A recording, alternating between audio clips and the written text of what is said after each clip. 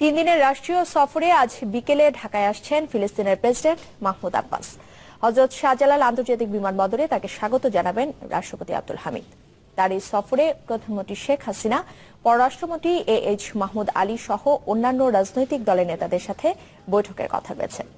ফিলিস্তিনের প্রেসিডেন্টের বাংলাদেশ সফরের মাধ্যমে শুধু দুই দেশের রাজনৈতিক ক্ষেত্রে নয়, অর্থনীতি, শিক্ষা, বিজ্ঞান প্রযুক্তি, কৃষি ও খেলাধুলার ক্ষেত্রেও একাধিক সমঝোতা বা চুক্তির সম্ভাবনা রয়েছে, এমনটা জানিয়েছেন দেশটির পররাষ্ট্রমন্ত্রী ডক্টর রিয়াদ আল মালিকি।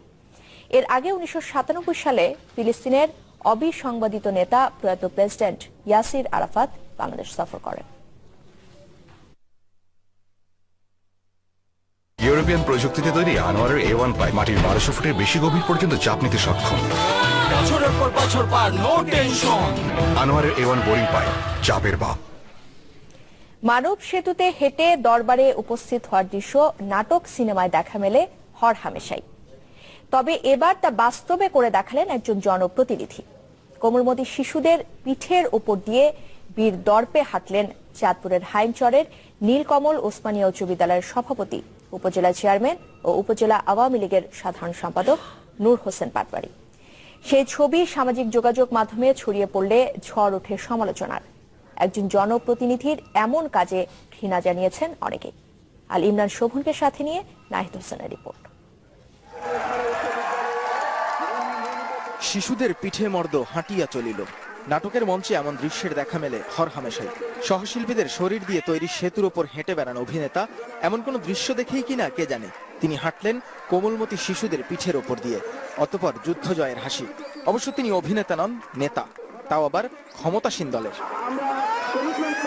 পদ্মা সেতু করেছি, পদ্মা সেতুর উপর দিয়ে আমাদের উপজেলা চেয়ারম্যান নূর হোসেন পাটোয়ারী হেঁটে গিয়ে আমাদেরকে সম্মান করে ৫,০০০ টাকা দিয়েছে।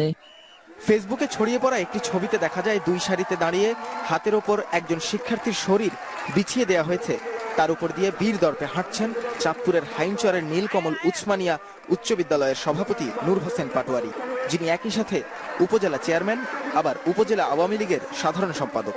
বীরের এমন যুদ্ধজয় আবার দাঁড়িয়ে থেকে রীতিমতো তালি দিয়ে অভিবাদনও জানাচ্ছেন প্রধান শিক্ষক। এটা ডিসপ্লে এবং সবাই আনন্দ পেয়েছে, এবং এইবার একটু বিশেষ করলে আমরা পদ্মা সেতুর আলোকে এই সেতুটা নির্মাণ করার চেষ্টা করি। মঙ্গলবার স্কুলের ক্রীড়া প্রতিযোগিতা অনুষ্ঠানে দেখা মেলে এমন বিরল দৃশ্যের। ছবিটি দ্রুতই ছড়িয়ে পড়ে ফেসবুকে, ওঠে নিন্দার ঝড়। বাচ্চাদের গায়ে চড়িয়া এইভাবে দাঁড়িয়ে উনি হাঁটা, এটা আমাদের জুতা ছিল, এমনকি পায়ে উনি জুতা পর্যন্ত পরা ছিল। অপকর্মের তীব্র নিন্দা জানাচ্ছি। মঙ্গলবার স্কুলের ক্রীড়া প্রতিযোগিতা অনুষ্ঠানে দেখা মেলে এমন বিরল দৃশ্যের।